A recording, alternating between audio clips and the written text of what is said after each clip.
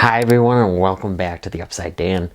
First Date is the third of the 4 films that I got to see at the Sundance Film Festival 2021. It has similar aspects to, the films on the shelf behind me that are faced out, but does it live up to any of them?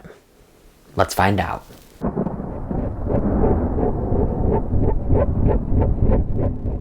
After being conned into buying a shady 65 Chrysler, Mike's first date plans with the girl next door Kelsey implode as he finds himself targeted by criminals, cops, and a crazy cat lady. First Date was written and directed by Manuel Crosby and Darren Knapp. The film stars Tyson Brown and Shelby Duclos as the 2 leads that are supposed to be going on this first date. In supporting roles are Janzen, Ryan Quinn Adams, Angela Barber, Nicole Berry, Samuel Ademola, Brandon Kraus, and Josh Fesler.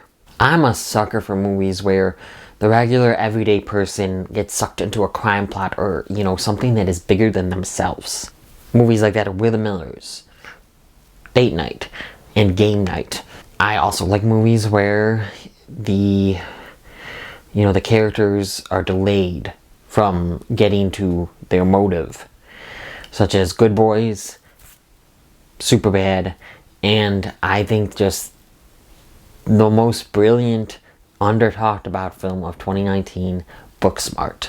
If you have not seen Booksmart, go check it out. It's a very fun movie. And the question that begs answering here is, does First Date live up to any of those movies? So First Date is a lower budget film, and you can definitely tell throughout certain scenes, especially when there has to be let's just say an explosion, an accident, action. Now for me at least, it did not take me out of the film. I did hear that some people noticed it and it took them out of the film more than it did me. So to me it wasn't painstakingly obvious, but it is there, which is fine. I mean, lower budget films obviously happen, they need to happen, they can be great, and I'm not saying that this one is bad because of that, but there is some lower budget aspects of this movie. Also, the acting isn't quite there for most of these actors, I'm not going to lie. I really like Tyson Brown as Mike and Shelby Duclos as Kelsey. I liked their chemistry for the most part, and Shelby Duclos has, a different character arc that she gets. I think at least she knows more action than usually, a film like this would portray, so I was very happy with that. And I liked them, and I liked these 2 main characters and their chemistry together. And there's a lot of other zany characters. Not all of the acting works, but I think a lot of the comedy does work, at least for me. It's very out there. They're very, very zany and over-the-top characters. Not the best actors, but they did have some funny stuff, especially the cops in this film. Especially the female cop. I think the female cop and the deputy, they had really good banter back and forth, and when they would meet up with Tyson Brown's character, Mike, they would be really funny with him. And I really like the way their story progresses. I personally did not see it coming, and I did not see a few things coming. So a lot of the comedy did land for me, but there is definitely some that did not. And even some of the comedy that'll land for me might not land for you. Just as in any movie, comedy is very subjective, film is very subjective. I'm definitely interested to see what people think about this when this gets a wider release. I know the reviews are already kind of mixed, but I enjoyed it enough. So anyway, even with these zany characters, and I did like them, and I liked their, dynamic with each other and with Mike and Kelsey when they meet up, I did like all of that, but I still wish we got more Mike and Kelsey scenes. I wish we got more of the dynamic between them and more of the character development and the relationship development between them. I think they're really good here, especially for their first feature film. I would be interested in seeing more from them and see how they improve and what they do in the future.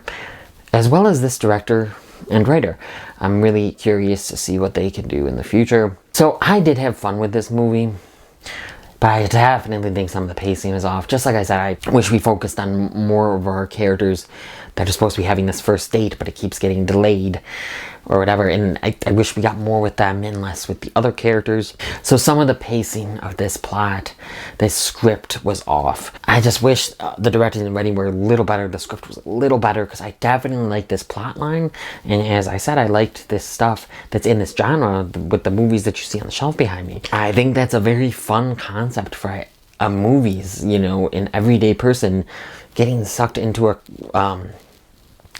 crime plot or something bigger than themselves, bigger than life, you know, or something, you know, these main characters get delayed from what their motive is, and this combines both of those. So I do wish that the pacing was better, I really do, and there were some parts that dragged, there were some parts I was bored, there was some comedy that did not land and was kind of awkward and cringy, as a matter of fact. So it just did not get totally there. But I liked this movie enough, is what I will say. Other than how it ends, I wasn't really disappointed with any of my Sundance films. This one included. This one's gonna be, you know, divisive. It already is, and I know a lot of people didn't like things more than I already didn't. But like I said, I had a fun enough time with it. I liked it enough. So on the board behind me, I tried to draw the logos for the icons for Facebook, Instagram, Twitter, and the last one's supposed to be Letterboxd. Those are the 4 social media platforms that I am on as the Upside Dan, so please go check those out. So what would I give First Date, the third film out of the 4 that I saw at Sundance 2021, would get a 7 out of 10 from me. 7 out of 10. So First Date did not live up to the films behind me. I'm actually not sure about Date Night. I have not seen that in a while, but the other films, no. The answer to the question is it did not. If you liked what I've had to say and you want to see more, click anywhere around here to see more. My other Sundance coverage is somewhere around here. My subscribe button is somewhere around here. Hit the notification bell, subscribe, and come to the Upside Dan.